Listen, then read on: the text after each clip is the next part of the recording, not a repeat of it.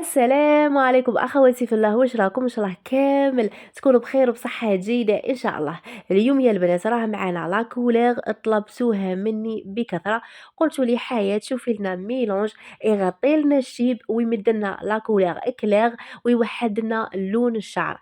بزاف لي كانوا سابغين من قبل، هبطت لهم الصبغة لاغاسين راها تبان الشيب راه كاين وحابين لا كولور إكلير توحد لهم لون شعرهم، تنحي لهم الخلوطة هذيك، وأهم حاجة كيما خبرتكم تغطي لهم الشيب. اليوم راح نخدموا هذا الميلانج بصبغة بيبي غوز. بزاف قالوا لي حياة بيبي غوز راها ناقصة في الكوسميتيك، نقول لكم هذيك بكري درك خلاص راها متوفرة بقوة عند لي كوسميتيك، راها رجعت ورجعت باوكسيدون هبال. هذا الاوكسيدون ماشي كيما بكري تلقاوه يتباع معاها مخدوم بالكيغاتين.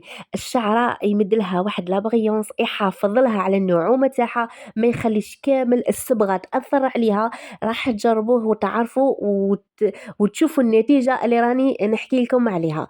هنا نروح مباشره للميلانج تاعنا. اول رقم معنا رقم 7 اشقر متوسط بلون، راح تدي منه ربع.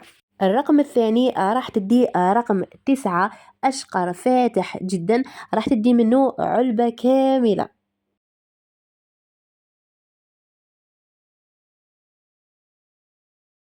راح تضيفي قارورة اوكسيدون كاملة. شوفوا القوام تاع الاوكسيدون كيفاش قوام كريمي، وكيما خبرتكم مخدوم بالكيغاتين. بعد الصبغة راح تحسي ملمس شعرك راه ناعم، ما راهش كيما كان.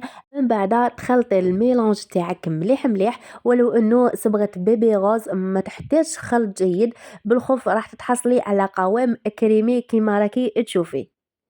نروحو نطبقوا الميلانج تاعنا على الخصلة.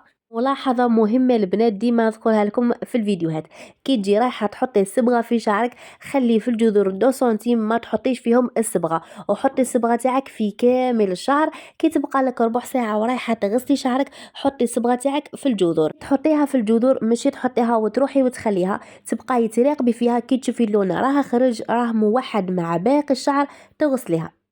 اللي عندهم الشيب يبداو من البلايص اللي فيهم الشيب هما الولا. وهنا رحنا للخصلة تاعنا اللي خليناها 45 دقيقة، راح نشوفوا لا كولور. وهاي ليكم لا كولور تاعنا شحال خرجت شابة. وهنا راها بالصبغة كي تتغسل تتنشف تبان لا كولور خير وخير. وهاي ليكم الخصلة تاعنا بعد ما غسلناها نشفناها. شوفوا النتيجة النهائية، لا كولير بزاف شابة. ولحقنا لنهاية الفيديو، دمتم في رعاية الله وحفظه، في فيديو قادم إن شاء الله.